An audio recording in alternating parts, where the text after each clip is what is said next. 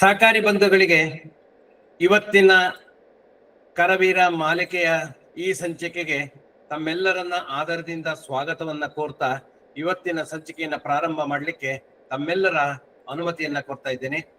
ಇವತ್ತು ತಮಗೆಲ್ಲರಿಗೂ ಈಗಾಗಲೇ ತಿಳಿಸಿದ ಹಾಗೆ ಸಹಕಾರ ಸಂಸ್ಥೆಗಳ ಲೆಕ್ಕ ಪರಿಶೋಧನೆ ಭಾಗ 6 ಇದರಲ್ಲಿದ್ದೇವೆ. ಇದನ್ನ ಈಗಾಗಲೇ ಲೆಕ್ಕ ಪರಿಶೋಧನೆಯಲ್ಲಿ ಅನೇಕ ವಿಚಾರಗಳನ್ನ ನಾವು ತಿಳ್ಕೊಂಡಿದ್ದೀವಿ. ಹಿಂದಿನ ಸಂಚಿಕೆಗಳಲ್ಲಿ ನಾವು ನಿಮ್ಗೆಲ್ಲರಿಗೂ ಗೊತ್ತಿದೆ, ಹಿಂದಿನ ಸಂಚಿಕೆಗಳಲ್ಲಿ ನಾವು ಪೀಠಿಕೆಯಾಗಿ ಲೆಕ್ಕ ಪರಿಶೋಧನೆ ಬಗ್ಗೆ, ಹಾಗೆ ಸಹಕಾರ ಕಾಯ್ದೆ ಲೆಕ್ಕ ಪರಿಶೋಧನೆ ಬಗ್ಗೆ, ಹಾಗೆ ಅನೇಕ ವಿಚಾರಗಳನ್ನು ನಾವು ತಿಳ್ಕೊಂಡಿದ್ದೀವಿ.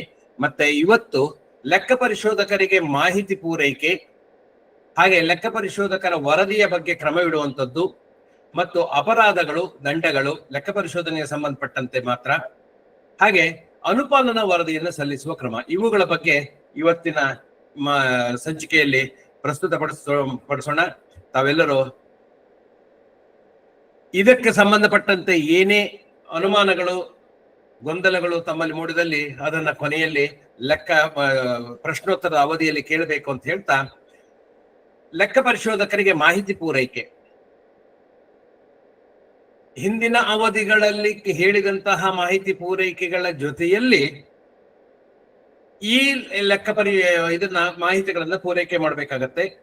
ಮೊದಲನೇದಾಗಿ ಹಿಂದಿನ ಸಾಲಿನ ಲೆಕ್ಕ ಪರಿಶೋಧನಾ ವರದಿ ಮತ್ತು ಅನುಪಾಲನಾ ವರದಿ, ಅಂದ್ರೆ ಈ ವರ್ಷದ ಲೆಕ್ಕ ಪರಿಶೋಧಕರಿಗೆ ಹಿಂದಿನ ಸಾಲಿನ ಲೆಕ್ಕ ಪರಿಶೋಧನಾ ವರದಿಯನ್ನ ಕೊಡಬೇಕು. ಹಾಗೆ ಅನುಪಾಲನಾ ವರದಿ, ನೀವು ಏನು ಅವರು ಲೆಕ್ಕ ಪರಿಶೋಧನಾ ವರದಿಯಲ್ಲಿ ಏನು ನ್ಯೂನತೆಗಳನ್ನ, ಲೋಪದೋಷಗಳನ್ನ ಗುರುತಿಸಿದ್ದಾರೆ ಅವುಗಳಿಗೆ ನೀವು ನೀಡಿರುವಂತಹ ಅನುಪಾಲನೆಗಳು ಏನು ಅನ್ನೋದ್ರ ಬಗ್ಗೆ ಮಾಹಿತಿಗಳನ್ನ ಈ ಪ್ರಸಕ್ತ ಸಾಲಿನ ಲೆಕ್ಕ ಪರಿಶೋಧಕರಿಗೆ ನೀಡಬೇಕು. ಆಮೇಲೆ ಸಹಕಾರ ಸಂಘದ ಏನು ಸದಸ್ಯತ್ವದ ವಿವರ ಇದೆ ಅದನ್ನ ಟ್ಯಾಬ್ಯುಲರ್ ಫಾರ್ಮ್ ಅಲ್ಲಿ ತೋರಿಸ್ತಾ ಇದ್ದೀನಿ. ಸದಸ್ಯತ್ವದ ವಿವರವನ್ನ ಈ ರೀತಿ ತೋರಿಸ್ಬೇಕಾಗತ್ತೆ. ಸ್ನೇಹಿತರೆ, ನಿಮ್ಗೆಲ್ಲರಿಗೂ ಗೊತ್ತಿದೆ, ಈ 2013 ಕಾನೂನು ಬದಲಾವಣೆ ನಂತರ ಸಾಮಾನ್ಯ ಸದಸ್ಯತ್ವ, ಸಹ ಸದಸ್ಯತ್ವ ಮತ್ತು ನಾಮಮಾತ್ರ ಸದಸ್ಯತ್ವಕ್ಕೆ ಅನುಕೂಲ ಮಾಡಿಕೊಟ್ಟಿದ್ದಾರೆ. ಅದರ ಪ್ರಕಾರ ವರ್ಷಾರಂಭದಲ್ಲಿ ಎಷ್ಟು ಜನ ಸದಸ್ಯರಿದ್ರು, ಹೊಸದಾಗಿ ಎಷ್ಟು ಜನ ಸೇರ್ಪಡೆಯಾಗಿದ್ದಾರೆ, ಎಷ್ಟು ಜನ ಸದಸ್ಯತ್ವದಿಂದ ಬಿಡುಗಡೆಯಾಗಿದ್ದಾರೆ ಈ ಪ್ರಸಕ್ತ ಸಾಲಿನಲ್ಲಿ, ಹಾಗೆ ಸಾಲ ಕೈಲಿಗೆ ಎಷ್ಟು ಜನ ಇದ್ದಾರೆ ಅನ್ನೋ ಮಾಹಿತಿಯನ್ನ ನೀಡಬೇಕಾಗತ್ತೆ. ಸದಸ್ಯತ್ವದ ವಾರ, ಅಂದ್ರೆ ಸಾಮಾನ್ಯ ಸದಸ್ಯತ್ವ ಎಷ್ಟು, ಸಹ ಸದಸ್ಯತ್ವ ಎಷ್ಟು, ನಾಮಮಾತ್ರ ಸದಸ್ಯತ್ವ ಎಷ್ಟು ಅಂತ. ಇದು ಸದಸ್ಯತ್ವದ ವಿವರ. ಇದಕ್ಕೆ ಪೂರಕವಾಗಿ ಬಂಡವಾಳದ ವಿವರ ಕೂಡ ಕೊಡಬೇಕಾಗತ್ತೆ. ಸದಸ್ಯತ್ವದ ವಿವರಕ್ಕೆ ಮ್ಯಾಚ್ ಆಗುವಂತೆ ಬಂಡವಾಳದ ವಿವರ ಬೇಕಾಗತ್ತೆ. ಸಾಮಾನ್ಯ ಸದಸ್ಯರ ಷೇರು ಎಷ್ಟಿದೆ, ಸಹ ಸದಸ್ಯರ ಷೇರು ಎಷ್ಟಿದೆ, ನಾಮಮಾತ್ರ ಸದಸ್ಯರ ಷೇರು ಎಷ್ಟಿದೆ ಅಂತ.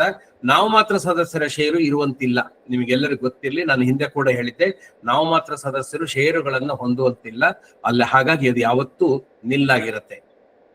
ಸಾಮಾನ್ಯ ಸದಸ್ಯರು ಮತ್ತು ಸಹ ಸದಸ್ಯರ ಷೇರುಗಳಿಗೆ ವ್ಯಾಲ್ಯೂ ಇರ್ತದೆ, ಅದು ಮಾತ್ರ ಇರಬೇಕಾಗಿರುವಂತದ್ದು. ಇಲ್ಲಿ ಕೂಡ ವರ್ಷಾರಂಭದಲ್ಲಿ ಇದ್ದಂತೆ ಏನಿಷ್ಟು ಇತ್ತು, ಆಮೇಲೆ ಈ ಸಾರಿ ಬಂಡವಾಳ ಎಷ್ಟು ಸ್ವೀಕಾರ ಮಾಡಿದೀವಿ, ಮತ್ತೆ ಬಂಡವಾಳ ವಾಪಸಾತಿ ಎಷ್ಟು ಮಾಡಿದೀವಿ ಅನ್ನೋದು ತಿಳಿಸಿ, ಲಾಸ್ಟಿಗೆ ಸಾಲ ಖೈರಿಗೆ ಎಷ್ಟು ಮೆಂಬರ್ಶಿಪ್ ಅಂದ್ರೆ ಬಂಡವಾಳದ ಮೊತ್ತ ಇತ್ತು ಅನ್ನೋದನ್ನು ತಿಳಿಸ್ಬೇಕಾಗತ್ತೆ. ಇದಿಷ್ಟು ಬಂಡವಾಳದ ವಿವರಗಳಲ್ಲಿ ನಾವು ತಿಳಿಸ್ಬೇಕು. ಹಾಗೆ ಬ್ಯಾಂಕ್ ಖಾತೆಗಳಲ್ಲಿರುವ ಶಿಲ್ಕಗಳನ್ನ ನಾವು ಕೊಡಬೇಕು.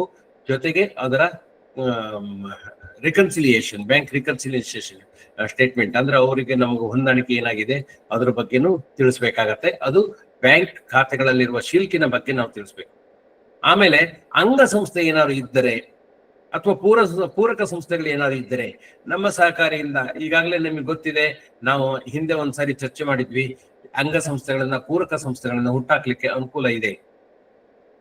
ಅಂಥದ್ದಲ್ಲಿ ಆ ರೀತಿ ಏನಾದ್ರು ನಮ್ಮಲ್ಲಿ ಅಂಗಸಂಸ್ಥೆಗಳು ಅಥವಾ ಪೂರಕ ಸಂಸ್ಥೆಗಳು ಏನಾದ್ರು ಇದ್ದರೆ ಅವುಗಳಲ್ಲಿ ನಾವು ಎಷ್ಟು ಬಂಡವಾಳ ತೊಡಸಿದೀವಿ, ಎಷ್ಟು ಡೆಪಾಸಿಟ್ ಇಟ್ಟಿದ್ದೀವಿ, ಎಷ್ಟು ನಾವು ಲೋನ್ ಕೊಟ್ಟಿದ್ದೀವಿ ಆ ಅಂಗಸಂಸ್ಥೆಗಳಿಗೆ, ಪೂರಕ ಸಂಸ್ಥೆಗಳಿಗೆ ಅನ್ನೋದನ್ನ ಲೆಕ್ಕ ಪರಿಶೋಧಕರಿಗೆ ನೀಡುವ ಮಾಹಿತಿಯಲ್ಲಿ ಅದನ್ನು ಕೂಡ ನೀಡಬೇಕಾಗತ್ತೆ. ಹಾಗೆ ನಗದು ಪುಸ್ತಕ, ಖಾತೆ ಪುಸ್ತಕ, ಸಬ್ಸಿಡಿ ಪುಸ್ತಕಗಳು ಬೇಕೇ ಬೇಕು. ಇದನ್ನ ಕಂಪ್ಯೂಟರೈಸ್ ಮಾಡಿದ್ರೆ ಪ್ರಿಂಟ್ ತೆಗೆದುಕೊಡ್ಬೇಕು, ಮ್ಯಾನ್ಯುಯಲ್ ಬರ್ದಿದ್ರೆ ಅದನ್ನೇ ಪ್ರೊಡ್ಯೂಸ್ ಮಾಡ್ಬೋದು. ಇದರಲ್ಲಿ ಏನು ವಿಶೇಷವಾದಂತಹ ಚರ್ಚಿಸಬೇಕಾದಂತಹ ಅಂಶಗಳಿಲ್ಲ.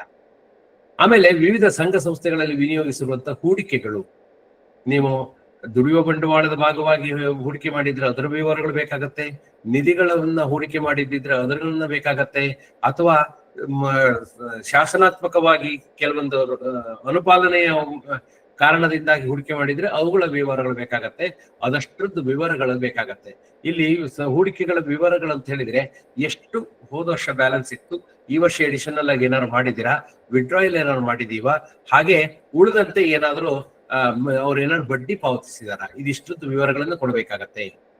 ಆಮೇಲೆ ಸಾಲದ ದಾಖಲೆಗಳು, ವಾಯ್ದೆ ದಾಟಿದ ಸಾಲಗಳ ವಿವರ, ಅವುಗಳನ್ನೆಲ್ಲ ಕೊಡ್ಲೇಬೇಕು.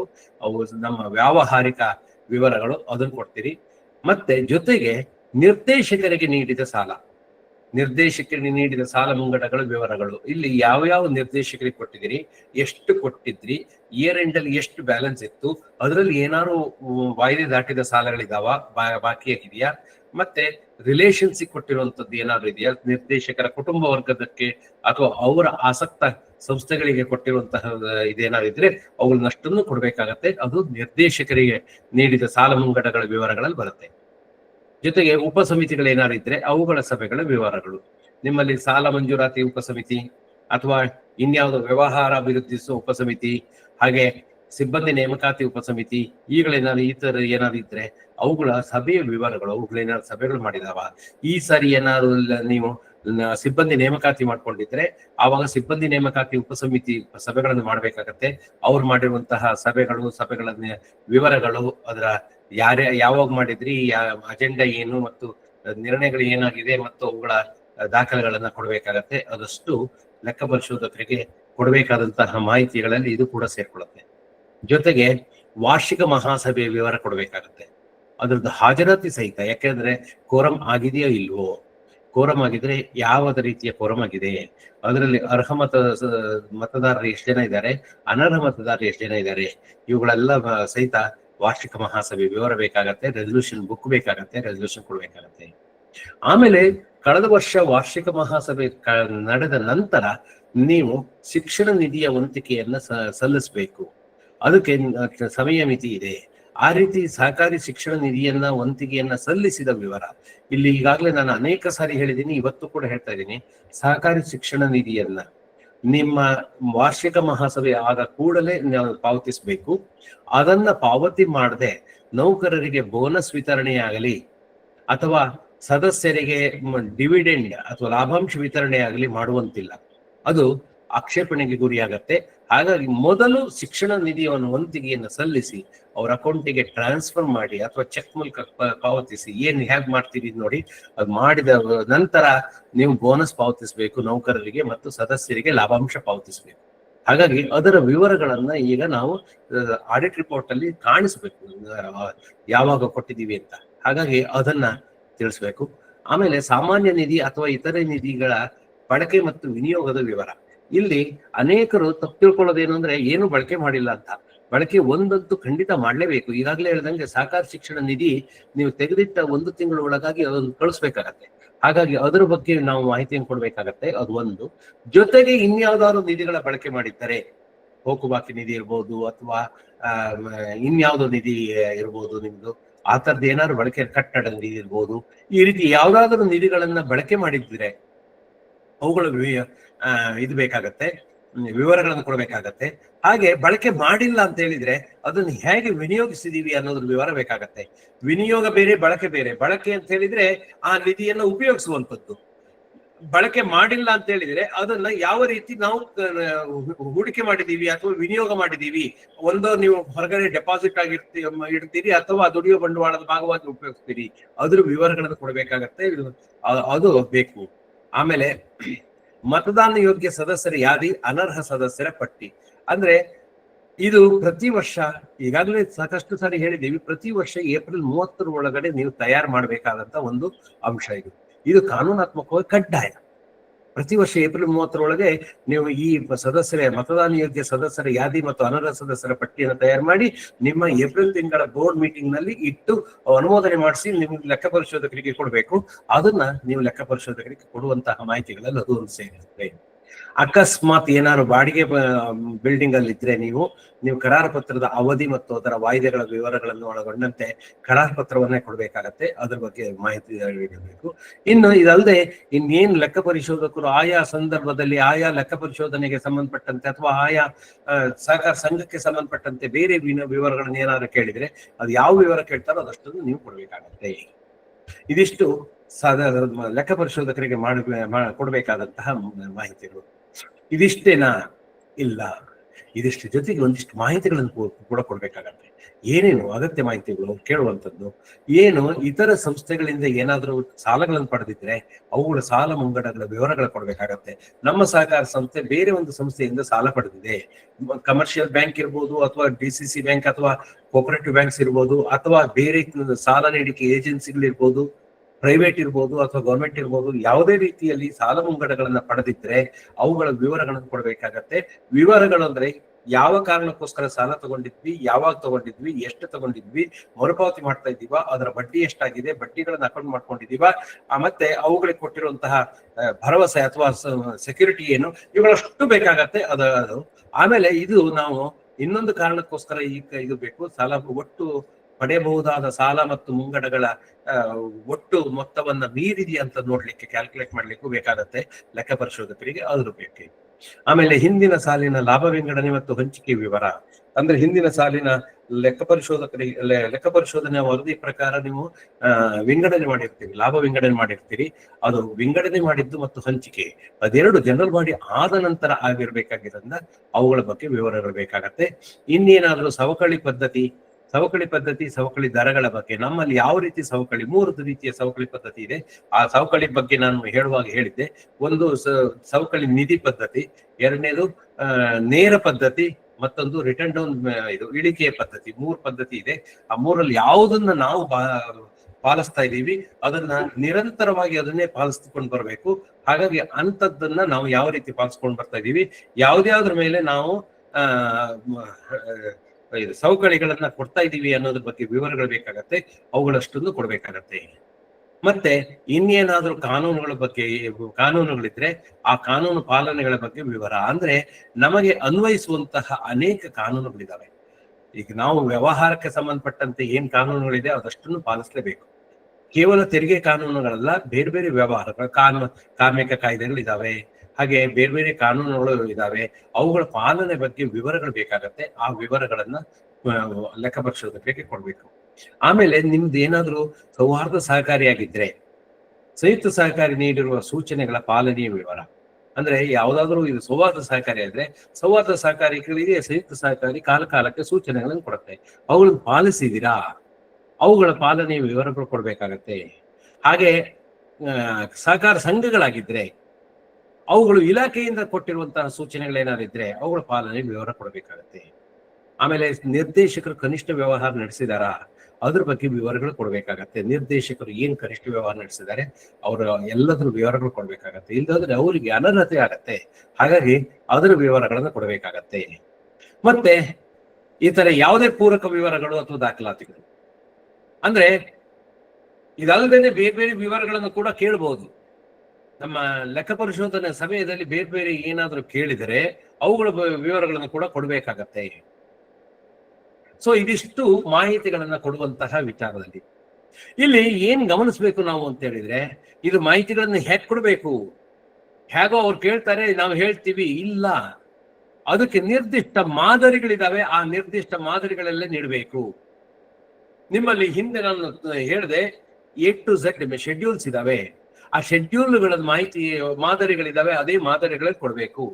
ನಾನು ಈಗಾಗಲೇ ಸದಸ್ಯರ ವಿವರಗಳನ್ನು ಕೊಡೋದು ಯಾವ ರೀತಿ ಮಾದರಿ ಅಂತೇಳಿ ನಿಮ್ಗೆ ಸುಮ್ಮನೆ ಒಂದು ಮಾಹಿತಿಗೋಸ್ಕರ ತೋರಿಸಿದ್ದೆ. ಆ ರೀತಿ ಪ್ರತಿಯೊಂದನ್ನು ಆ ರೀತಿ ಅವರಿಗೆ ಯಾವ ರೀತಿ ಮಾಹಿತಿಗಳು ನಿರ್ದಿಷ್ಟ ಮಾದರಿಯಲ್ಲಿ ಇರಬೇಕು ಅದೇ ರೀತಿ ಮಾದರಿಗಳಲ್ಲೇ ಕೊಡ್ಬೇಕಾಗುತ್ತೆ. ಹಾಗೆ ಲೆಕ್ಕ ಆರ್ಥಿಕ ತಕ್ತಗಳನ್ನು ಕೂಡ ನಿರ್ದಿಷ್ಟ ಮಾಹಿತಿಯೊಂದಿಗೆ ನಿಗದಿತ ನಮೂನೆಯಲ್ಲಿ ನೀಡಬೇಕು.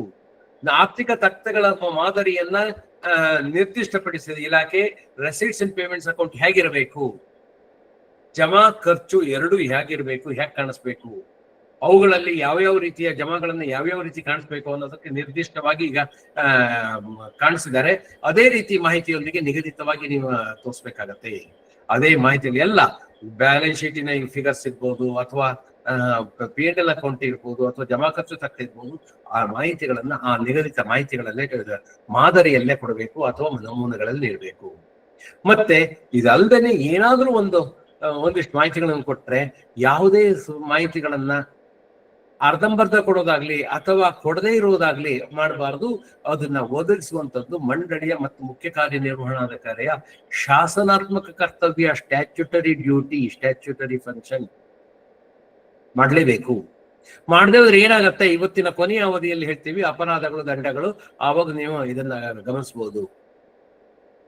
ಮತ್ತೆ ಈ ಲೆಕ್ಕ ಪರಿಶೋಧಕರು ಇದಿಷ್ಟು ಹೇಳಿದಾಗ, ಸಾರ್ ಇದಿಷ್ಟನ್ನು ನಾವು ಯಾವಾಗ್ಲೂ ಕೊಡ್ತಾ ಇಲ್ಲ, ನಮ್ಮ ಲೆಕ್ಕ ಪರಿಶೋಧಕರು ತಮ್ಮ ಬೇಕಾಗಿ ತಾವೇ ತಕ್ಕೊಳ್ತಾರೆ, ನಾವು ಅವ್ರಿಗೆ ಕಂಪ್ಯೂಟರ್ ಬಿಟ್ಟು.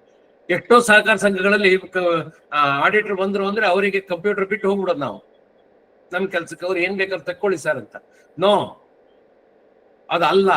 ಲೆಕ್ಕ ಪರಿಶೋಧಕರು ತಮಗೆ ಬೇಕಾದ ಮಾಹಿತಿಯನ್ನ, ತಮ್ಮ ಲೆಕ್ಕಪತ್ರಗಳನ್ನ ಆಯ್ದು ವರದಿಯನ್ನ ಅದು ಅಲ್ಲ. That is not the attitude.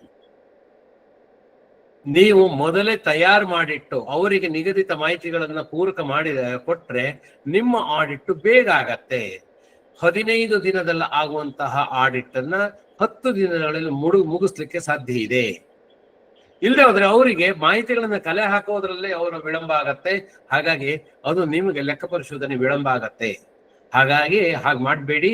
ಅವರು ಬರುವುದಕ್ಕಿಂತ ಮೊದಲು ಯಾವತ್ತು ಲೆಕ್ಕ ಪರಿಶೋಧಕರು ತಾವು ದಿಢೀರ್ ಅಂತೇಳಿ ಇನ್ಸ್ಪೆಕ್ಷನ್ ಬಂದಂಗೆ ಅಥವಾ ದಿಢೀರ್ ಅಂತೇಳಿ ರೈಡ್ ಬಂದಂಗೆ ಬರೋದಿಲ್ಲ. ಅವರು ನಿಮಗೆ ಪೂರ್ವಭಾವಿಯಾಗಿ ಸೂಚನೆ ಕೊಟ್ಟು, ಸಾಕಷ್ಟು ಪೂರ್ವಭಾವಿಯಾಗಿ ಸೂಚನೆ ಕೊಟ್ಟು, ಮತ್ತೆ ನಿಮಗೆ ಬರ್ತಾರೆ ಅನ್ನೋದು ಗೊತ್ತಿದೆ. ಯಾಕೆಂದ್ರೆ ಇದು ಶಾಸನಾತ್ಮಕ ಕರ್ತವ್ಯ, ಇವ್ರು ಬರ್ಲೇಬೇಕು, ಮಾಡ್ಲೇಬೇಕು ಅಂತ. ಹಾಗಾಗಿ ಅದಷ್ಟನ್ನು ಗೊತ್ತಿದ್ರಿಂದ ನೀವು ಅದಷ್ಟನ್ನು ತಯಾರು ಮಾಡಿಟ್ಟಿದ್ರೆ ಅವರಿಗೆ ಅನುಕೂಲ ಆಗತ್ತೆ. ಅದಷ್ಟನ್ನು ನೋಡಿ ಪ್ರಿಂಟ್ಔಟ್ ತಗೊಂಡು ಹೋಗ್ತಾರೆ. ಅದರಿಂದಾಗಿ ನಿಮ್ಗೆ ವರದಿ ಕೊಡುವಂತದ್ದು ಮತ್ತು ಆ ಲೆಕ್ಕ ಪರಿಶೋಧನಾ ಪ್ರಕ್ರಿಯೆ ಏನಿದೆ ಅದು ಸುಲಭ ಸಾಧ್ಯವಾಗತ್ತೆ ಮತ್ತು ಬೇಗ ಆಗತ್ತೆ. ಈಗ ಲೆಕ್ಕ ಪರಿಶೋಧನೆ ವರದಿಯನ್ನ ಕೊಟ್ಟಿದ್ದಾರೆ. ಇಲ್ಲಿಂದ ಮುಂದಿನ 1-2-3 ಅಂಶಗಳನ್ನ ದಯವಿಟ್ಟು ಗಮನ ಇಟ್ಟು ಕೇಳಿ. ಏನು ಬದಲಾವಣೆಗಳಾಗಿದೆ ಮತ್ತು ಏನು ನಾವು ತಿಳ್ಕೊಳ್ಬೇಕು ಅನ್ನೋದು ಗೊತ್ತಾಗತ್ತೆ. ಲೆಕ್ಕ ಪರಿಶೋಧಕರ ವರದಿಯ ಬಗ್ಗೆ ಕ್ರಮವಿಡೋದು. ಲೆಕ್ಕ ಪರಿಶೋಧಕರ ವರದಿ ಕೊಟ್ಟ ನಂತರ ನಾವು ಏನ್ ಮಾಡ್ತೀವಿ, ಏನ್ ಮಾಡ್ಬೇಕು ಅನ್ನೋದನ್ನ ಸ್ಪಷ್ಟವಾಗಿ ತಿಳ್ಕೊಳ್ಳಿ. ಇದೇ ರೀತಿ ಮಾಡ್ಬೇಕು ಅನ್ನೋದು ನಮ್ಗೆಲ್ಲರಿಗೂ ಆಶಯ. ಆದರೆ ಹಾಗೆ ಮಾಡ್ತಾ ಇಲ್ವಾ ಅದ್ ನೋಡಿ. ಏನು ಮೊದಲನೇದಾಗಿ ಲೆಕ್ಕ ಪರಿಶೋಧನೆಯ ವರದಿಯ ಕರಡನ್ನು ಅಂತಿಮಗೊಳಿಸುವುದು. ಇದು ಲೆಕ್ಕ ಪರಿಶೋಧಕರು ತಾವು ಲೆಕ್ಕ ಪರಿಶೋಧನೆ ಆದ ಕೂಡಲೇ ತಕ್ಷಣನೇ ಅಂತಿಮ ವರದಿಯನ್ನು ಕೊಡೋದಿಲ್ಲ. ಅವರು ಒಂದು ಡ್ರಾಫ್ಟ್ ಕೊಡ್ತಾರೆ. ಆ ಡ್ರಾಫ್ಟ್ ಅನ್ನ ಪದಶಃ, ವಾಕ್ಯಶಃ ನಿಮ್ಗೆ ಪ್ರತಿಯೊಂದು ಅಂಶಗಳನ್ನ ಕೂಡ ನೋಡಿ ನೀವು ನೋಡ್ಕೊಳ್ಬೇಕು. ಇಲ್ಲದೆ ಹೋದ್ರೆ ಅದರಲ್ಲಿ ಎಷ್ಟೋ ಸಾರಿ ಸ್ಪೆಲ್ಲಿಂಗ್ ಮಿಸ್ಟೇಕ್ ಇರ್ಬೋದು, ಅಥವಾ ಗ್ರಾಮೆಟಿಕಲ್ ಮಿಸ್ಟೇಕ್ ಇರ್ಬೋದು, ಅಥವಾ ವಾಕ್ಯ ರಚನಾ ದೋಷಗಳಿರ್ಬೋದು, ಅಥವಾ ಕಟ್ ಅಂಡ್ ಪೇಸ್ಟ್ ಮಿಸ್ಟೇಕ್ಗಳಿರ್ಬೋದು. ಅದೆಲ್ಲದಕ್ಕಿಂತ ಹೆಚ್ಚಾಗಿ ಅಂಕಿ ಅಂಶಗಳಲ್ಲಿ ವ್ಯತ್ಯಾಸಗಳಿದ್ರೆ ಕಡೆಗೆ ಜನರಲ್ ಬಾಡಿಯಲ್ಲಿ ನಿಮಗೆ ಉತ್ತರಿಸುವುದು ಕಷ್ಟ ಆಗತ್ತೆ. ಹಾಗಾಗಿ ಆ ಕರಡನ್ನ ನಿಮ್ಮ ಕರಡನ್ನ ನೀವೇ ಅಂತಿಮಗೊಳಿಸ್ಬೇಕು. ಹಾಗಾಗಿ ಅದನ್ನ ಕರಡಲ್ಲಿ ಏನೇನು ಆ ರೀತಿ ಕೆಲವೊಂದು ಸಣ್ಣ ಪುಟ್ಟ ಲೋಪದೋಷಗಳನ್ನು ಅದನ್ನು ಕಾಣಿಸಿದ್ದಾರೆ, ಆದರೆ ಅದು ಈಗಾಗಲೇ ಪರಿಹಾರ ಆಗಿದೆ. ಅದು ಯಾವುದೇ ವ್ಯಾವಹಾರಿಕ ಅಡಚಣೆಗಳನ್ನು ಮಾಡೋದಿಲ್ಲ ಅಥವಾ ಕಾನೂನಾತ್ಮಕ ತೊಡಕುಗಳನ್ನು ತರೋದಿಲ್ಲ. ಅಂತದನ್ನ ನೀವು ಆಡಿಟರ್ ಕನ್ವಿನ್ಸ್ ಮಾಡಿ ಎಷ್ಟು ಕಡಿಮೆ ಲೋಪದೋಷಗಳಿತ್ತೋ ಅಷ್ಟು ಒಳ್ಳೆಯದು. ಹಾಗಾಗಿ ಅಂತ ಲೋಪದೋಷಗಳನ್ನ ಕಡಿಮೆಗೊಳಿಸಬಹುದು. ಸಣ್ಣ ಪುಟ್ಟ ಲೋಪದೋಷಗಳಿಗೆ ಕೂಡ ನೀವು ಉತ್ತರ ಕೊಡುವಂತಹ, ಅನುಪಾಲನೆಯನ್ನು ಕೊಡುವಂತಹ ಪ್ರಮೇಯ ಇರೋದಿಲ್ಲ. ಹಾಗಾಗಿ ಮೊದಲು ನೀವು ನಿಮ್ಮ ಲೆಕ್ಕ ಪರಿಶೋಧಕರಿಗೆ ಹೇಳಿ ನಿಮ್ಮ ಲೆಕ್ಕ ಪರಿಶೋಧನಾ ವರದಿಯ ಕರಡನ್ನು ತಗೊಳ್ಳಿ. ಅದು ತುಂಬಾ ಕೇರ್ಫುಲ್ ಆಗಿ ಅದನ್ನು ಒಂದ್ಸರಿ ನೋಡಿ. ಒಂದು ಸಾರಿ ಅದು ಅಂತಿಮಗೊಳಿಸಿದ ನಂತರ ಅದನ್ನ ಅವರು ಪ್ರಿಂಟ್ ಮಾಡಿ ಯುಡಿನ ನಂಬರ್ ಹಾಕಿ ನಿಮ್ಗೆ ಕೊಟ್ಟ ನಂತರ ಮತ್ತೆ ನೀವು ಬದಲಾಯಿಸ್ಲಿಕ್ಕೆ ಆಗೋದಿಲ್ಲ. ಹಾಗಾಗಿ ಅದನ್ನ ಫಸ್ಟ್ ಅಂತಿಮಗೊಳಿಸ್ಬೇಕು. ಸರ್, ಇದು ಯಾರು ಮಾಡಬೇಕು? ಬೋರ್ಡ್ನವ್ರು ಮಾಡಬೇಕು ಮತ್ತು CEO ಮಾಡಬೇಕು. ಯಾಕೆಂದ್ರೆ ಅವರೇ ಜನರಲ್ ಬಾಡಿಯಲ್ಲಿ ಉತ್ತರ ಹೇಳ್ಬೇಕಾಗತ್ತೆ. ಯಾವುದೇ ಕ್ವರಿ ಬಂದ್ರು ಅವರೇ ಉತ್ತರಿಸಬೇಕಾದಂತಹ ಪರಿಸ್ಥಿತಿ ಬರುತ್ತೆ. ಏನಾದ್ರೂ ಅಂಶಗಳಿಂದ ಇಕ್ಕಟ್ಟಿನ ಪರಿಸ್ಥಿತಿ ಇದು ಮಾಡೋದಿದ್ರೆ ಅವರಿಗೆ ಇಕ್ಕಟ್ಟಿನ ಪರಿಸ್ಥಿತಿ ಆಗತ್ತೆ. ಹಾಗಾಗಿ ಅವರು ಮಾಡಬೇಕು. ಯಾರು? ಬೋರ್ಡ್ನವರು ಮತ್ತು ಮುಖ್ಯ ಕಾರ್ಯನಿರ್ವಹಣಾಧಿಕಾರಿ. ಅಂತಿಮಗೊಳಿಸಿದ ನಂತರ ಅವರು ಆ ಲೆಕ್ಕ ಪರಿಶೋಧನಾ ವರದಿಯನ್ನು ಕೊಡ್ತಾರೆ. ಲೆಕ್ಕ ಪರಿಶೋಧನಾ ವರದಿಯನ್ನ ತಗೊಂಡ ತಕ್ಷಣ ಫಸ್ಟ್ ಅದರಲ್ಲಿರುವಂತಹ ಲೋಪದೋಷಗಳು, ನ್ಯೂನತೆಗಳು ಏನ್ ಗುರುತಿಸಿದ್ದಾರೆ, ಸಣ್ಣದಿರ್ಲಿ ದೊಡ್ಡದಿರ್ಲಿ, ಅದಕ್ಕೆ ಅನುಪಾಲನಾ ವರದಿಯನ್ನ ಸಿದ್ಧಪಡಿಸಬೇಕು. ಅನುಪಾಲನಾ ವರದಿಯನ್ನ ಸಿದ್ಧಪಡಿಸುವಂತಹ ಇದು ಮತ್ತು ಅನುಪಾಲನಾ ವರದಿಯನ್ನು ಸಲ್ಲಿಸುವ ಬಗ್ಗೆ ನಾನು ಮತ್ತೆ ಮುಂದಿನ ವಿಷಯದಲ್ಲಿ ಹೇಳ್ತೀನಿ ನಾನು. ಹಾಗಾಗಿ ಅದನ್ನ ಸಿದ್ಧಪಡಿಸಬೇಕು. ಯಾರು ಸಿದ್ಧಪಡಿಸುವಂಥದ್ದು? ಸಿಇಒ. ಆ ಸಿದ್ಧಪಡಿಸಿ ಯಾರಿಗೆ ಅದನ್ನ ಮೊದಲು ಕೊಡಬೇಕು? ಅದನ್ನ ಆಡಳಿತ ಮಂಡಳಿಯಲ್ಲಿ ಮೊದಲು ಮಂಡನೆ ಮಾಡಬೇಕು. ಸಾಮಾನ್ಯ ಸಭೆಯ ಪೂರ್ವಭಾವಿಯಾಗಿ ಒಂದು ಆಡಳಿತ ಮಂಡಳಿ ಸಭೆ ನಡೆಯುತ್ತೆ. ಅದರಲ್ಲಿ ಲೆಕ್ಕ ಪರಿಶೋಧನಾ ವರದಿ ಮತ್ತು ಅನುಪಾಲನಾ ವರದಿಗಳ ಮಂಡನೆ ಮಾಡಬೇಕು. ಲೆಕ್ಕ ಪರಿಶೋಧನಾ ವರದಿ ಅಂತಿಮವಾಗಿರುತ್ತೆ, ಅದರಲ್ಲಿ ಏನು ಚೇಂಜ್ ಮಾಡೋದಿಲ್ಲ. ಆದ್ರೆ ಅನುಪಾಲನಾ ವರದಿಯಲ್ಲಿ ಏನಾದ್ರೂ ವ್ಯತ್ಯಾಸ ಇದ್ರೆ ಅದನ್ನ ಸರಿಪಡಿಸ್ಕೊಂಡು ಆ ಬೋರ್ಡ್ನವರು ಅಂದ್ರೆ ನಿರ್ದೇಶಕರು ಯಾವ ರೀತಿಯ ನಿರ್ದೇಶನಗಳನ್ನು ಕೊಡ್ತಾರೆ, ಏನೇನು ಸಲಹೆಗಳನ್ನು ಕೊಡ್ತಾರೆ ಅಥವಾ ಏನೇನು ತಿದ್ದುಪಡಿಗಳನ್ನ ಸೂಚನೆ ಮಾಡ್ತಾರೆ, ಅವುಗಳನ್ನೆಲ್ಲ ಅಳವಡಿಸಿಕೊಂಡು ಅನುಪಾಲನಾ ವರದಿಯ ಅಂತಿಮ ಕರಡನ್ನು ಸಿದ್ಧಪಡಿಸಬೇಕು. ಅದನ್ನ ವಾರ್ಷಿಕ ಮಹಾಸಭೆಯಲ್ಲಿ ಮಂಡಿಸಿ ಅನುಮೋದನೆ ಮಾಡಿಸ್ಕೊಳ್ಬೇಕು. ಸೊ ವಾರ್ಷಿಕ ಮಹಾಸಭೆಯಲ್ಲಿ ಲೆಕ್ಕ ಪರಿಶೋಧನಾ ವರದಿ ಮತ್ತು ಅನುಪಾಲನಾ ವರದಿ ಎರಡನ್ನೂ ಮಂಡಿಸಬೇಕು. ಹಾಗಾಗಿ ಅದು ಪೂರ್ವಭಾವಿಯಾಗಿ ಆಡಳಿತ ಮಂಡಳಿಯ ಸಭೆಯಲ್ಲಿ ಮಂಡನೆಯಾಗಿ ಅಲ್ಲಿ ಅಂತಿಮಗೊಂಡಿದ್ದರೆ, ಅಲ್ಲಿ ಚರ್ಚೆಯಾಗಿ ಅಂತಿಮಗೊಂಡಿದ್ದರೆ, ಅಲ್ಲಿ ವಾರ್ಷಿಕ ಸಭೆಯಲ್ಲಿ ಅದನ್ನು ಮಂಡಿಸಿ ಅಂತಿಮಗೊಳಿಸೋದು ಈಸಿ ಆಗತ್ತೆ. ಅದ ನಂತರ ವಾರ್ಷಿಕ ಸಭೆಯಲ್ಲಿ ಅನುಮೋದನೆ ಆದ ನಂತರ ನಿಬಂಧಕರಿಗೆ ವಾರ್ಷಿಕ ವರದಿಯೊಂದಿಗೆ ಸಲ್ಲಿಸಬೇಕು. ಸೊ ಇದಿಷ್ಟು ಲೆಕ್ಕ ಪರಿಶೋಧಕರ ವರದಿಯ ಬಗ್ಗೆ ಕ್ರಮ ಇಡಬೇಕಾಗಿರುವಂತದ್ದು. ಹೆಚ್ಚಿನ ಈ ಕ್ರಮಗಳಲ್ಲಿ ಹೆಚ್ಚಿನ ಪಾಲು ಮುಖ್ಯ ಕಾರ್ಯನಿರ್ವಹಣಾಧಿಕಾರಿಗಳದ್ದಾಗಿರುತ್ತೆ. ಹಾಗಾಗಿ ಮುಖ್ಯ ಕಾರ್ಯನಿರ್ವಹಣಾಧಿಕಾರಿಗಳು ಇದರ ಬಗ್ಗೆ ಗಮನ ಹರಿಸಬೇಕು. ಇನ್ನು ಮುಂದುವರೆದಂತೆ ಅಪರಾಧಗಳು, ದಂಡಗಳು. ಅಪರಾಧಗಳು, ದಂಡಗಳು ನಾನು ಇವತ್ತು ಹೇಳ್ತಾ ಇರುವಂತದ್ದು ಕೇವಲ ಮತ್ತು ಕೇವಲ ಲೆಕ್ಕ ಪರಿಶೋಧನೆಗೆ ಸಂಬಂಧಪಟ್ಟಂತೆ ಹೇಳ್ತಾ ಇದ್ದೀನಿ. ಒಟ್ಟಾರೆ ಬೇರೆ ಬೇರೆ ಯಾವ್ದಾವುದಕ್ಕೂ ಇದೆಯಾ ಅದಷ್ಟಕ್ಕೂ ನಾನು ಟಚ್ ಮಾಡ್ತಾ ಇಲ್ಲ. ಲೆಕ್ಕ ಪರಿಶೋಧನೆಗೆ ಸಂಬಂಧಪಟ್ಟಂತೆ ಯಾವ್ದ್ಯಾವ್ದು ಅಪರಾಧಗಳು ಅಂತ ಪರಿಗಣಿತವಾಗತ್ತೆ, ಯಾವುದಕ್ಕೆ ದಂಡಗಳು ಏನು, ಅದನ್ನ ನಾನು ಇವತ್ತು ನಿಮ್ಮ ಎದುರಿಗೆ ಪ್ರಸ್ತುತಪಡಿಸ್ತೇನೆ. ಮೊದಲನೇದು ಸೆಕ್ಷನ್ 68. 68 ಅಲ್ಲೇ ಎಲ್ಲದೂ ಬರುತ್ತೆ. 68(1) ಏನ್ ಹೇಳುತ್ತೆ ಅಂದ್ರೆ, ಸಹಕಾರಿಯ ನಿರ್ದೇಶಕ ಯಾವುದೇ ಪದಾಧಿಕಾರಿ ಅಂದ್ರೆ ಸಿಇಒ ಕೂಡ ಸೇರ್ತಾನೆ. ಪದಾಧಿಕಾರಿಗಳು, ನಾನು ಪದೇ ಪದೇ ಹೇಳ್ತಾ ಇದ್ದೀನಿ, ಪದಾಧಿಕಾರಿಗಳು ಅಂದ್ರೆ ಅಧ್ಯಕ್ಷರು, ಉಪಾಧ್ಯಕ್ಷರು ಮತ್ತು CEO. CEO he is ex officio ಪದಾಧಿಕಾರಿ, ಅಫಿಷಿಯಲ್. ಹಾಗಾಗಿ ಅವರ 3 ಜನರು ಸೇರ್ತಾರೆ.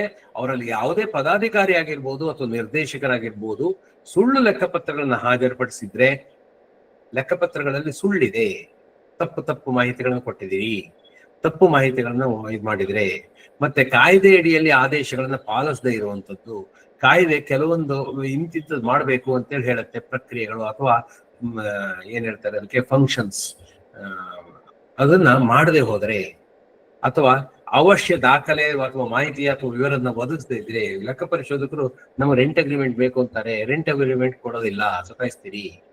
ಯಾವುದೇ ದಾಖಲೆ ಅಥವಾ ವಿವರಗಳನ್ನ ಕೊಡ್ಲಿಲ್ಲ ಅಂದ್ರೆ ಅವರು ತಮ್ಮ ಇದರಲ್ಲಿ ಮೆನ್ಷನ್ ಮಾಡಿದರೆ ಅವುಗಳು ಅಪರಾಧ ಅಂತ ಅನ್ಸ್ಕೊಳತ್ತೆ.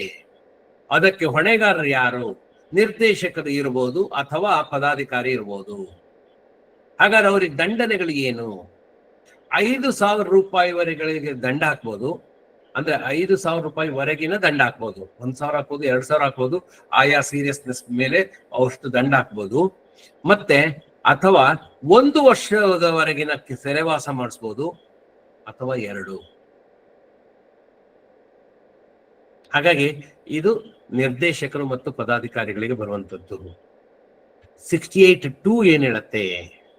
68(2) ಮತ್ತೆ ಇದರಲ್ಲೇ ಮುಂದುವರೆದ ಭಾಗ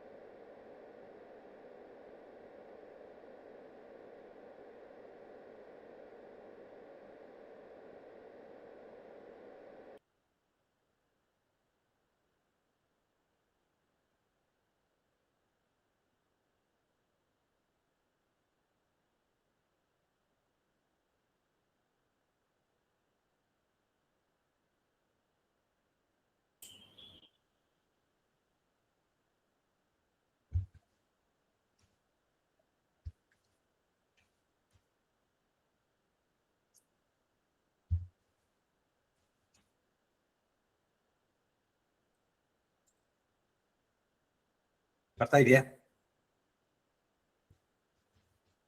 ಬರ್ತಾ ಇದೆಯಾ?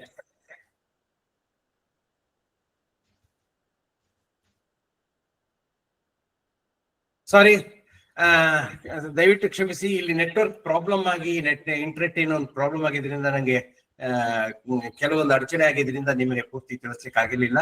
ದಯವಿಟ್ಟು ಕ್ಷಮಿಸಿ. ಈಗ ಮತ್ತೆ ಇಂಟರ್ನೆಟ್ ಬಂದಿರೋದ್ರಿಂದ ಮತ್ತೆ ಮುಂದುವರಿಸ್ತಾ ಇದ್ದೀನಿ. ಕೇಳಿಸ್ತಾ ಇದೆ ಅಂತ ಅನ್ಕೊಳ್ತೀನಿ. ಎಲ್ಲರಿಗೂ ಕೇಳಿಸ್ತಾ ಇದೆಯಲ್ಲ? ಎಸ್, ಕೇಳಿಸ್ತಾ ಇದೆಯಲ್ಲ Sachin? Thank you once again. Sorry for the trouble. ಯಾಕೆಂದ್ರೆ ನಂಗೆ ಎಲ್ಲೋ ಇಂಟರ್ನೆಟ್ ಕಟ್ ಆಫ್ ಆಗ್ಬಿಡ್ತು, ನಮ್ಮಲ್ಲಿ ಇಲ್ಲಿಯ ಲೋಕಲ್ ಪ್ರಾಬ್ಲಮ್. ಸೊ ಲೆಕ್ಕ ಪರಿಶೋಧಕರಿಗೆ ಲೆಕ್ಕಪತ್ರಗಳನ್ನ ಹಾಜರುಪಡಿಸದಿರುವುದು, ಹಿಂದಿನ ಇದರಲ್ಲಿ ಮಾಹಿತಿ ಕೊಡದೇ ಇರುವಂತದ್ದು, ಇದರಲ್ಲಿ ಲೆಕ್ಕ ಪರಿಶೋಧಕರಿಗೆ ಹಾಜರುಪಡಿಸದಿರುವಂತದ್ದು, ಲೆಕ್ಕಪತ್ರಗಳನ್ನೇ ಕೊಡೋದಿಲ್ಲ, ಅಥವಾ ಮಾಹಿತಿಯನ್ನ ತಪ್ಪು ಮಾಹಿತಿಯನ್ನು ಕೊಡುವಂತದ್ದು ಹಿಂದಿನ ಇದ್ರಲ್ಲಾದ್ರೆ ಮಾಹಿತಿಯನ್ನೇ ಒದಗಿಸದೇ ಇರುವಂತದ್ದು ಇದರಲ್ಲಿ ಸೆಕ್ಷನ್ 68(2) ನಲ್ಲಿ. ಮತ್ತೆ ಅವಶ್ಯ ಮಾಹಿತಿ ಅಥವಾ ದಾಖಲೆ ಅಥವಾ ವಿವರಗಳನ್ನ ಕೊಡದೇ ಇರುವಂತದ್ದು, ಅಂದ್ರೆ ನಿಮ್ಮಲ್ಲಿ ಯಾವುದೋ ಒಂದು ದಾಖಲೆಗಳನ್ನು ಕೇಳ್ತಾರೆ ಅಥವಾ ಮಾಹಿತಿಯನ್ನು ಕೇಳ್ತಾರೆ, ಅದನ್ನ ಕೊಡದೇ ಇದ್ರೆ, ಅದನ್ನು ಒದಗಿಸದೇ ಇದ್ರೆ, ಅದು ಲೆಕ್ಕ ಪರಿಶೋಧಕರು ಲೆಕ್ಕ ಪರಿಶೋಧನೆಯನ್ನ ಪೂರ್ತಿಗೊಳಿಸ್ಲಿಕ್ಕೆ ಆಗೋದಿಲ್ಲ. ಇವುಗಳನ್ನ ಕೊಡದೇ ಇದ್ರೆ ಅಥವಾ ಮೇಲ್ಕಂಡವುಗಳನ್ನು ನೀಡಲು ಸಹಕರಿಸದಿರುವುದು. ಇಲ್ಲಿ ಒಂದು ಏನಾಗತ್ತೆ ಸರ್, ನೀಡದೇ ಇರುವುದು ಮತ್ತು ಸಹಕರಿಸದಿರುವುದು ಅಂದ್ರೆ ಏನು ಅರ್ಥ? ಒಂದು, ಸಿಬ್ಬಂದಿಗಳು ನೀಡದೇ ಇರ್ತಾರೆ, ಆವಾಗ ನೀವು ಹೊಣೆಗಾರಾಗ್ತೀರಿ. ಸಿಬ್ಬಂದಿಗಳಿಗೆ ನೀಡಬೇಡಿ ಅಂತ ಏನಾದ್ರು ನೀವು ಹೇಳಿದರೆ, ಅಥವಾ ನಿಮ್ಮ ಹತ್ರ ಕೇಳಿದಾಗ ಅದನ್ನ ಸಹಕರಿಸದಿದ್ರೆ, ಇಫ್ ಯು ಡೋಂಟ್ ಕೋಆಪರೇಟ್, ಆವಾಗ ಅದು ಅಪರಾಧ ಆಗತ್ತೆ ಸಹಕಾರಿಯ ನಿರ್ದೇಶಕ ಅಥವಾ ಪದಾಧಿಕಾರಿಗಳಿಗೆ. ಇದರಲ್ಲಿ ಏನು ದಂಡ?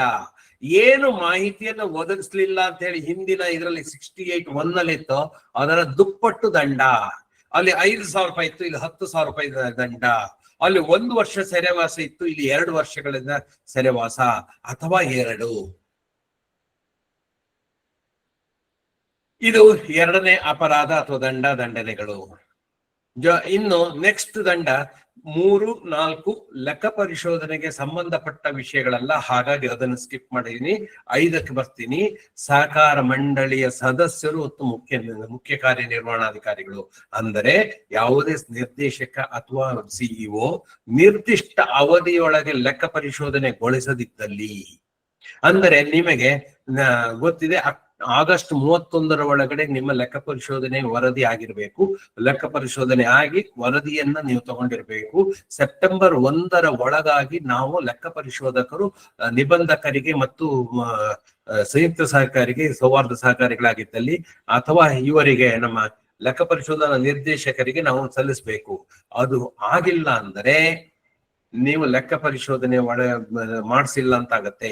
ಹಾಗಾಗಿ ಅದು ಆ ಕಾರಣಕ್ಕೋಸ್ಕರ ಎಂಟೈರ್ ಮಂಡಳಿ ಮತ್ತು ಮುಖ್ಯ ಕಾರ್ಯನಿರ್ವಹಣಾಧಿಕಾರಿ, ಯಾಕೆಂದ್ರೆ ಮುಖ್ಯ ಕಾರ್ಯನಿರ್ವಹಣಾಧಿಕಾರಿಯ ಪ್ರಕಾರ್ಯಗಳಲ್ಲಿ ಒಂದು ಫಂಕ್ಷನ್ಸ್, ಬರೀ ಡ್ಯೂಟಿ ಅಲ್ಲ, ಪ್ರಕಾರಗಳು ಅಂದ್ರೆ ಸ್ಟ್ಯಾಚ್ಯುಟರಿಯಲ್ಲಿ ನೀವು ಮಾಡ್ಲೇಬೇಕಾದಂತ ಕರ್ತವ್ಯಗಳು, ಅವುಗಳ ಮಾಡ್ಲಿಲ್ಲ ಅಂದ್ರೆ ಅದಕ್ಕೆ ಅಪರಾಧ ಅಂತ ಪರಿಗಣಿಸಲಾಗತ್ತೆ. ನೀವು ಲೆಕ್ಕ ಪರಿಶೋಧನೆ ಮಾಡಿಸಿದ್ದೀರಿ, ಆದರೆ ನಿರ್ದಿಷ್ಟ ಅವಧಿಯೊಳಗೆ ವಾರ್ಷಿಕ ಸಭೆಯಲ್ಲಿ ಮಂಡಿಸ್ತಾ ಇಲ್ಲ, ಅಂದ್ರೆ ಲೆಕ್ಕ ಪರಿಶೋಧನಾ ವರದಿಯೇ ಆಗಿದೆ, ನಾವು ಲೆಕ್ಕ ಪರಿಶೋಧನೆ ಮಾಡಿದೀವಿ ಸರ್, ಆದರೆ ಲೆಕ್ಕ ಪರಿಶೋಧನಾ ವರದಿಯನ್ನ ವಾರ್ಷಿಕ ಸಭೆಯಲ್ಲಿ ಮಂಡಿಸುವುದು ಕೂಡ ನಿಮ್ಮ ಕರ್ತವ್ಯ. ವಾರ್ಷಿಕ ಸಭೆ ಯಾವಾಗ ನಡಿಬೇಕು? ಸೆಪ್ಟೆಂಬರ್ 25 ಒಳಗಡೆ ನಡಿಬೇಕು. ಸೆಪ್ಟೆಂಬರ್ 25 ಒಳಗಡೆ ನಡೀದೆ ಹೋದರೆ ಆವಾಗ ವಾರ್ಷಿಕ ಸಭೆಯಲ್ಲಿ ಅದನ್ನು ಮಂಡಿಸಲಿಲ್ಲ ಅಂತ ಆಗತ್ತೆ. ಮತ್ತೆ ಸಹಕಾರಿ ಆಡಳಿತ ಮಂಡಳಿಯ ಸದಸ್ಯರು ಮತ್ತು ಮುಖ್ಯ ಕಾರ್ಯನಿರ್ವಹಣಾಧಿಕಾರಿಗಳಿಗೆ ದಂಡನೆ ಇದೆ. 5,000 ರೂಪಾಯಿವರೆಗೆ ದಂಡ, 6 ತಿಂಗಳವರೆಗಿನ ಸೆರೆವಾಸ ಅಥವಾ 2. 68(6) ಏನ್ ಹೇಳುತ್ತೆ? ಮಂಡಳಿಯ ಸದಸ್ಯರು ಮತ್ತು ಮುಖ್ಯ ಕಾರ್ಯನಿರ್ವಹಣಾಧಿಕಾರಿ, ನಿರ್ದೇಶಕರು ಮತ್ತು ಸಿಇಒ ನಿರ್ದಿಷ್ಟ ಕಾಲಮಿತಿಯೊಳಗಾಗಿ ಲೆಕ್ಕ ಪರಿಶೋಧನೆ ಮಾಡಿಸಿದೀವಿ ಸರ್, ಮಾಹಿತಿಗಳನ್ನ ಕೊಟ್ಟಿದ್ದೀವಿ, ಲೆಕ್ಕ ಪರಿಶೋಧನೆ ಮಾಡಿಸಿದೀವಿ, ಈವನ್ ಇದನ್ನು ಕೂಡ ಮಾಡಿದೀವಿ, ಏನು ವಾರ್ಷಿಕ ಸಭೆಯನ್ನು ಕೂಡ ಮಂಡಿಸಿದೀವಿ, ಆದರೆ ಅದರ ನಂತರ ನಿಬಂಧಕರಿಗೆ ಮಾಹಿತಿಯನ್ನ ಸಲ್ಲಿಸಬೇಕು. ಅದು ಕೂಡ ನಿಮ್ಮ ಪ್ರಕಾರ್ಯ, ಕರ್ತವ್ಯ, ಫಂಕ್ಷನ್. ನಿಬಂಧಕರಿಗೆ, ಸೌಹಾರ್ದ ಸಹಕಾರಿಗಳಾಗಿದ್ರೆ ಸಂಯುಕ್ತ ಸಹಕಾರಿಗೆ ಮಾಹಿತಿಯನ್ನ ಸಲ್ಲಿಸದೇ ಇದ್ರೆ ಅದು ಕೂಡ ನಿಮ್ಮ ಅಪರಾಧ ಅಂತ ಆಗತ್ತೆ. ಅದಕ್ಕೆ ಕೂಡ 10,000 ರೂಪಾಯಿವರೆಗೆ ದಂಡ, 2 ವರ್ಷಗಳವರೆಗಿನ ಸೆರೆವಾಸ ಅಥವಾ 2. ಇಲ್ಲಿ ಸ್ನೇಹಿತರೆ ಇನ್ನೊಂದು ವಿಚಾರ ನಾನು ಹೊರಲ್ಲ ಹೇಳ್ತಾ ಇದ್ದೀನಿ. ಇದು ಸರ್ ದಂಡ ಎಲ್ಲ ಒಂದ್ ಯಾವ್ದಾದ್ರು ಹೈಯೆಸ್ಟ್ ದಂಡ ಆದ್ರೆ ಆಯ್ತಾ? ಅಲ್ಲ, ಆಯಾ ಅಪರಾಧಗಳಿಗೆ ಆ ದಂಡ. ಸಪೋಸ್ ನಮ್ಮ ಸಹಕಾರ ಸಂಘದಲ್ಲಿ 4 ತರದ್ದು ಏನೇನ್ ಹೇಳಿದ್ರಿ ಅಷ್ಟು ನಾವು ಮಾಡಿದೀವಿ, ಅಷ್ಟು ವಿಫಲವಾಗಿದೆ ಅಥವಾ ಅಷ್ಟು ಅಪರಾಧಗಳಿದೆ, ಆಗ 5 + 10 + 5 + 10 ಅಲ್ಲಿಗೆ 30,000 ರೂಪಾಯಿ ದಂಡ. ಎಷ್ಟು ವರ್ಷ ಸೆರೆವಾಸ ಅನ್ನೋದು ನೋಡ್ಕೊಳ್ಳಿ. ಕ್ಯುಮುಲೇಟಿವ್ ಆಗತ್ತೆ. They are all exclusive.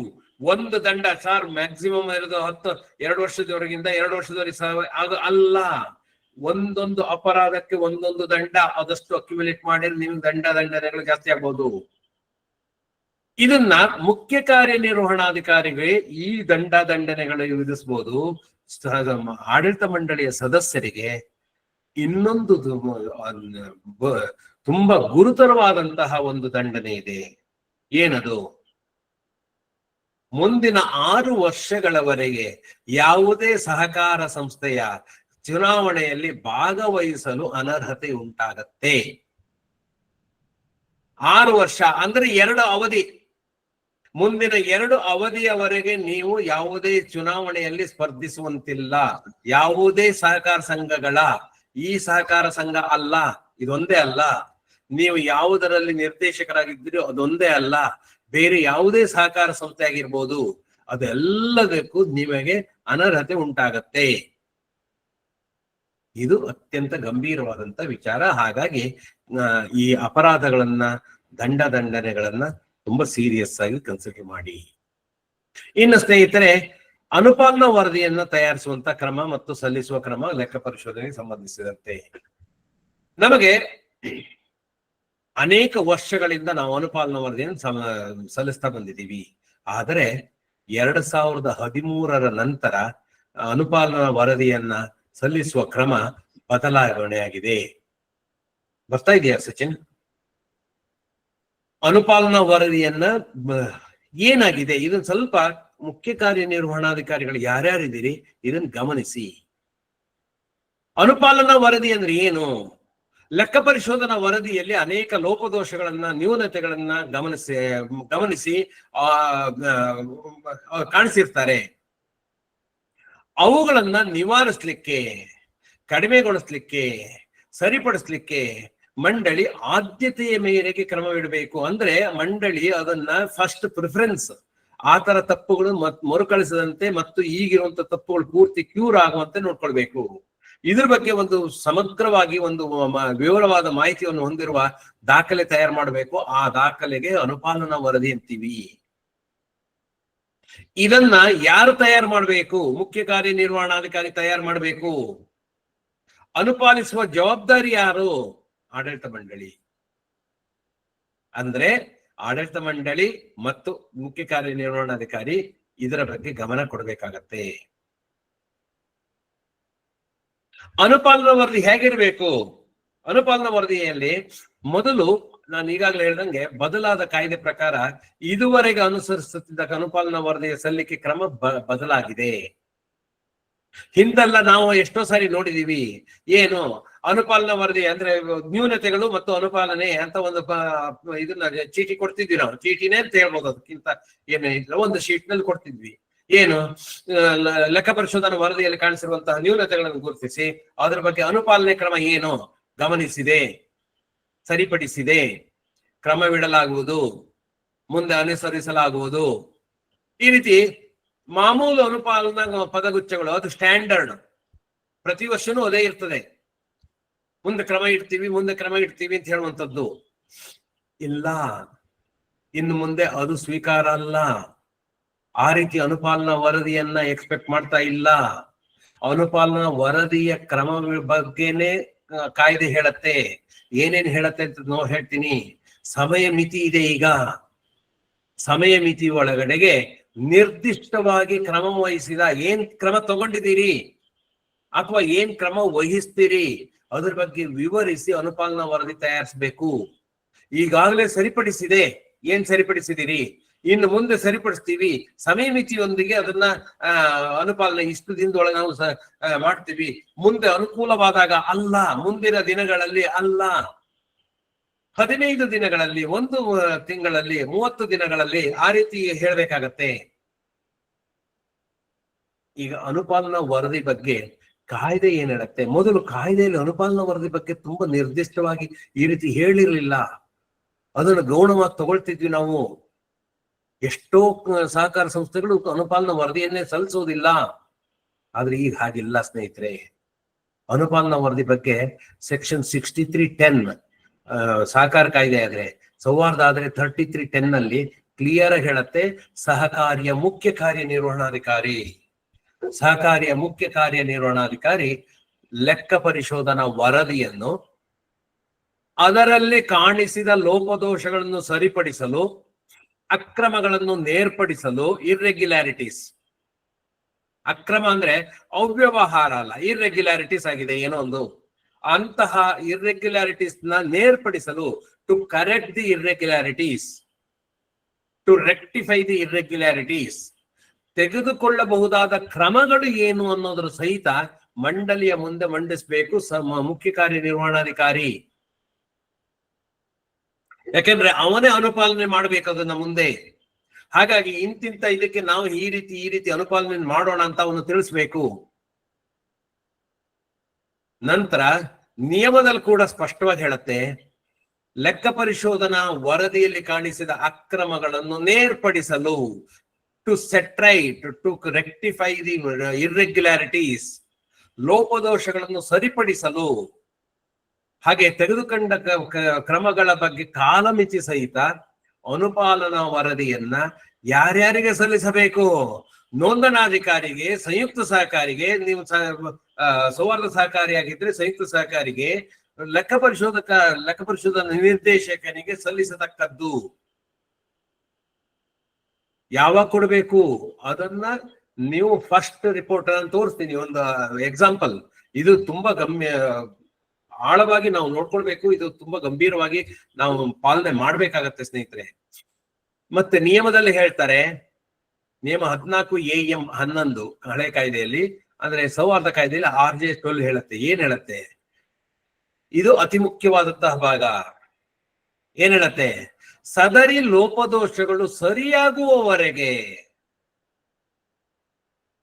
ಅಕ್ರಮಗಳು ನೇರ್ಪಡುವವರೆಗೆ ಅಂತಹ ಅನುಪಾಲನಾ ವರದಿಯನ್ನು ನಿಯಮಿತವಾಗಿ ಸಲ್ಲಿಸುವುದನ್ನು ಮುಂದುವರಿಸತಕ್ಕದ್ದು.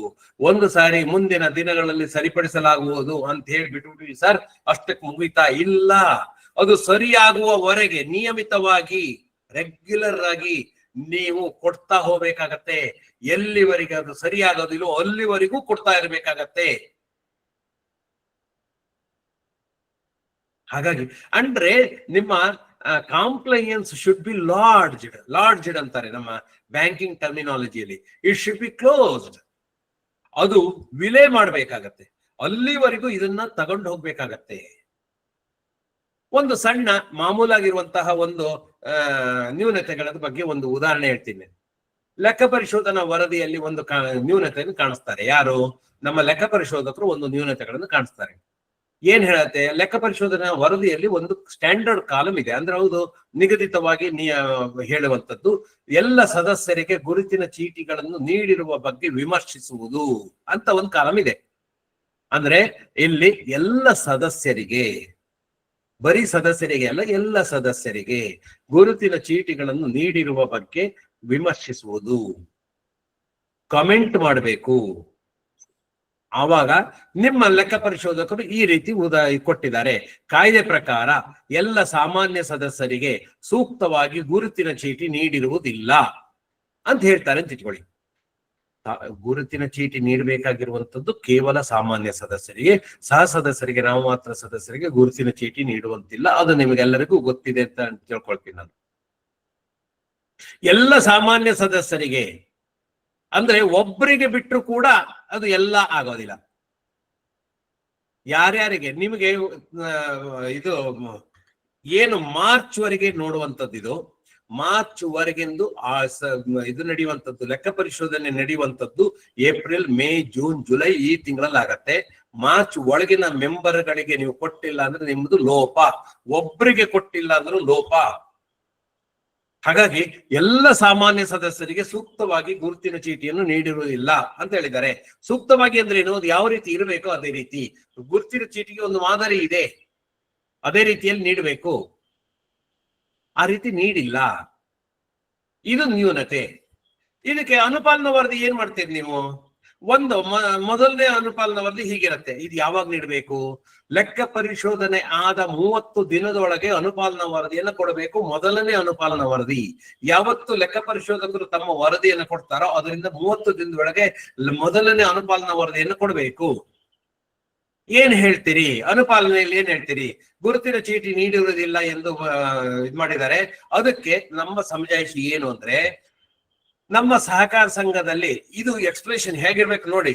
ನಮ್ಮ ಸಹಕಾರ ಸಂಘದಲ್ಲಿ ಕಳೆದ ವರ್ಷಾಂತ್ಯಕ್ಕೆ ಅಂದ್ರೆ ಮಾರ್ಚ್ ಎಂಡಿಗೆ ಒಟ್ಟು 1780 ಸದಸ್ಯರಿದ್ದು ಅವರಲ್ಲಿ 1630 ಸದಸ್ಯರಿಗೆ ಗುರುತಿನ ಚೀಟಿಯನ್ನು ನೀಡಲಾಗಿರುತ್ತದೆ. ವರ್ಷಾಂತ್ಯಕ್ಕೆ ನಾವು ಅಂದ್ರೆ ಮಾರ್ಚ್ 31 ಗೆ 1780 ಜನರಲ್ಲಿ 1630 ಜನಕ್ಕೆ ಕೊಟ್ಟಾಗಿಟ್ಟಿದೆ. ಇದೀಗ ಉಳಿದ 150 ಸದಸ್ಯರ ಪೈಕಿ 125 ಮಂದಿಗೆ ಗುರುತಿನ ಚೀಟಿಯನ್ನು ನೀಡಲು ಕ್ರಮವಿಡಲಾಗಿದೆ. ಅಂದ್ರೆ 125 ಜನಕ್ಕೆ ಈಗ ಕೊಡ್ತಾ ಇದ್ದೀವಿ, ಅವರಷ್ಟು ಜನಕ್ಕೆ ಕೊಟ್ಟಾಗಿದೆ. ಈಗ ಅಂದ್ರೆ ಆ 30 ದಿನದೊಳಗೆ ಗುರುತಿನ ಚೀಟಿ ಕೊಟ್ಟಿದ್ದೀವಿ. ಉಳಿದ 25 ಮಂದಿಗೆ ಇನ್ನು 1 ತಿಂಗಳಲ್ಲಿ ಗುರುತಿನ ಚೀಟಿಯನ್ನು ನೀಡಲು ಕ್ರಮವಿಡಲಾಗುವುದು. ಉಳಿದವರಿಗೆ ಏನ್ ಮಾಡ್ತೀರಿ ಅಂತ ಕೇಳಿದ್ರೆ, ಇಲ್ಲ ಇನ್ನು 25 ಜನ ಇದ್ದಾರೆ, 25 ಮಂದಿಗೆ 150 ಜನ 125 ಜನರಿಗೆ ಕೊಟ್ಟಿದ್ದೀವಿ. ಇನ್ನು 25 ಜನರಿಗೆ ಇನ್ನು 1 ತಿಂಗಳಲ್ಲಿ ನೀಡ್ತೀವಿ. ಇದು ಮೊದಲ ಅನುಪಾಲನಾ ವರದಿ 30 ದಿನದೊಳಗೆ ಕೊಡಬೇಕು. ಅಲ್ಲಿ ಮುಗಿತಾ? ಇಲ್ಲ. ಎರಡನೇ ಅನುಪಾಲನಾ ವರದಿ, ಸೆಕೆಂಡ್ ಕಂಪ್ಲೇನ್ಸ್, ಹಿಂದಿನ ಅನುಪಾಲನಾ ವರದಿ ಕೊಟ್ಟ 30 ದಿನದೊಳಗೆ ಅಂದ್ರೆ 60 ದಿನದೊಳಗೆ, ಲೆಕ್ಕ ಪರಿಶೋಧನಾ ವರದಿ ಬಂದ 60 ದಿನದೊಳಗೆ ನೀವು ಇದು ಕೊಡ್ಬೇಕಾಗತ್ತೆ. ಏನು? ಹಿಂದಿನ ಅನುಪಾಲನಾ ವರದಿಯಲ್ಲಿ ಕಾಣಿಸಿದಂತೆ ಗುರುತಿನ ಚೀಟಿ ನೀಡಲು ಬಾಕಿ ಉಳಿದಿದ್ದ 25 ಸದಸ್ಯರ ಪೈಕಿ 12 ಸದಸ್ಯರಿಗೆ ಸೂಕ್ತ ದಾಖಲೆಗಳನ್ನು ಪಡೆದು ಗುರುತಿನ ಚೀಟಿ ನೀಡಲು ಕ್ರಮವಿಡಲಾಗಿದೆ. ಅಂದ್ರೆ ಅವ್ರಿಗೆ ಕೊಟ್ಟಿದ್ದೀವಿ. ಉಳಿದ 13 ಮಂದಿಗೆ ಇನ್ನೂ 1 ತಿಂಗಳಲ್ಲಿ ಗುರುತಿನ ಚೀಟಿಯನ್ನು ನೀಡಲು ಕ್ರಮವಿಡಲಾಗುವುದು. ಯಾಕೆಂದ್ರೆ ಅದು ಗುರುತಿನ ಚೀಟಿ ನೀಡೋದು ಅಂದ್ರೆ ನಾವು ತಯಾರಿದ್ರು ಕೆಲವು ಸಾರಿ ಅವರು ನಮಗೆ ಮಾಹಿತಿಗಳನ್ನು ಕೊಟ್ಟಿರೋದಿಲ್ಲ, ಫೋಟೋ ಕೊಟ್ಟಿರೋದಿಲ್ಲ, ಆಧಾರ್ ಕಾರ್ಡ್ ಕೊಟ್ಟಿರೋದಿಲ್ಲ, ಏನೋ ಆಗಿರ್ತದೆ. ಮೂರನೆಯ ಮತ್ತು ಅಂತಿಮ ಅನುಪಾಲನಾ ವರದಿ ಹೇಗಿರ್ಬೇಕು? ಎರಡನೆಯ ವರದಿಯ ನಂತರದ ಅಂದರೆ ಟೋಟಲಿ ನಿಮ್ಮ ಅನುಪಾಲನಾ ವರದಿಯ ಗಡುವು 90 ದಿನಗಳು ಮಾತ್ರ. ಹಿಂದೆ ಡ್ಯಾಶ್ ರಂದು ಸಲ್ಲಿಸಿದ್ದ ಅಂದ್ರೆ ಯಾವುದೋ ದಿನಾಂಕ, ಎರಡನೇ ಅನುಪಾಲನಾ ವರದಿಯಲ್ಲಿ ಕಾಣಿಸಿದಂತೆ ಗುರುತಿನ ಚೀಟಿ ನೀಡಲು ಬಾಕಿ ಇದ್ದ 13 ಸದಸ್ಯರ ಪೈಕಿ ನಾವು 25ರಲ್ಲಿ 12 ಜನ ಕೊಟ್ಟಿದ್ವಿ, ಇನ್ನು 13 ಜನರಿಗೆ ಕೊಡ್ಬೇಕು ಅಂತ ಮಾಡಿದ್ವಿ. 6 ಜನರಿಗೆ ಸೂಕ್ತ ದಾಖಲೆಗಳನ್ನು ಪಡೆದು ಗುರುತಿನ ಚೀಟಿಯನ್ನು ನೀಡಲು ಕ್ರಮವಿಡಲಾಗಿದೆ. 6 ಜನಕ್ಕೆ ಕೊಟ್ಟಿದ್ದೀವಿ. ಉಳಿದವರಿಗೆ ಏನಾಯ್ತು? ಇನ್ನು ಉಳಿದವರಲ್ಲಿ 4 ಮಂದಿ ಪೌತಿ ಆಗಿರುವುದಾಗಿ ತಿಳಿದಿದೆ. ಸತ್ತೋಗಿರ್ಬೋದು, 4 ಜನ ಸತ್ತೋಗಿದ್ದಾರೆ, ಅವರ ಅಡ್ರೆಸ್ ಕಾಣ್ತಾ ಇಲ್ಲ ಅಥವಾ ಏನಾದ್ರು ಹೇಳಿ.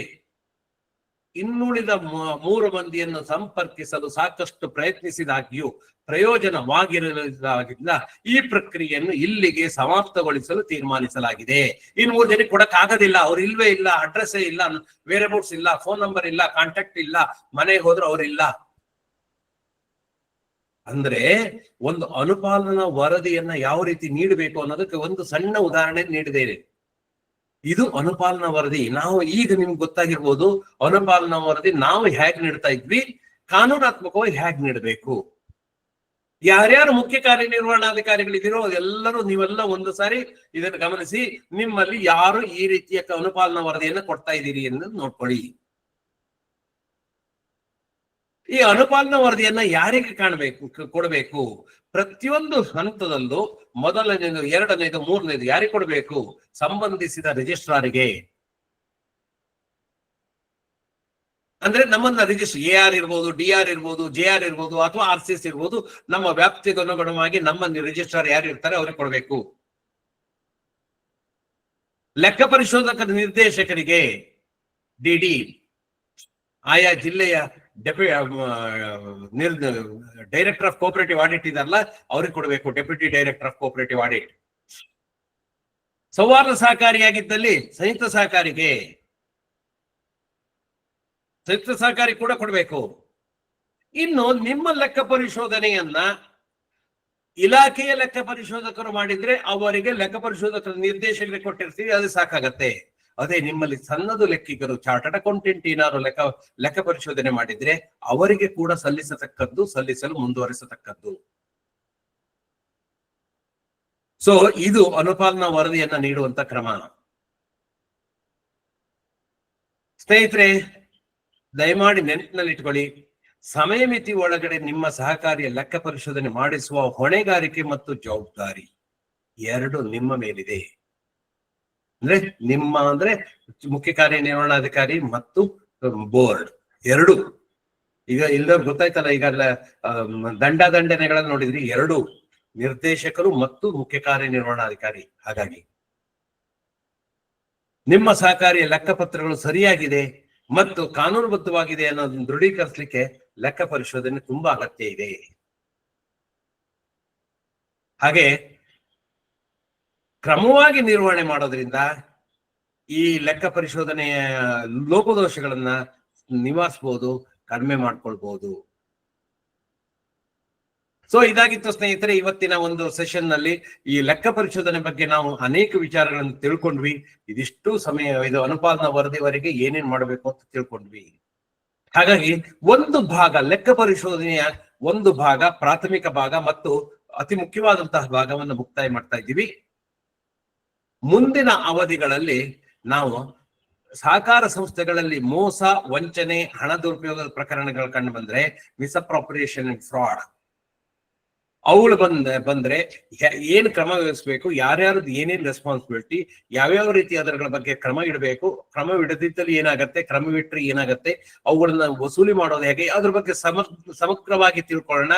ವಂಚನೆ ಅರ್ಥ ಅಂದ್ರೆ ಏನು, ಅದ್ರದ್ದು ಏನ್ ಹೇಗ್ ಬರುತ್ತೆ, ಅದ್ರ ಯಾರ ಕಾರಣಗಳು, ಕಾರಣಕರ್ತರು ಯಾರು, ವಂಚನೆ ವರ್ಗೀಕರಣ ಹೇಗ್ ಮಾಡ್ತಾರೆ, ಮತ್ತೆ ವಾಸನೆ ಹೇಗೆ, ಅದನ್ನ ಪತ್ತೆ ಮಾಡೋದು ಹೇಗೆ, ವರದಿ ಮಾಡೋದು ಹೇಗೆ, ಕ್ರಮವಿಡೋದು ಹೇಗೆ, ಮುಂಜಾಗ್ರತಾ ಪ್ರಿವೆಂಟಿವ್ ಕ್ರಮ.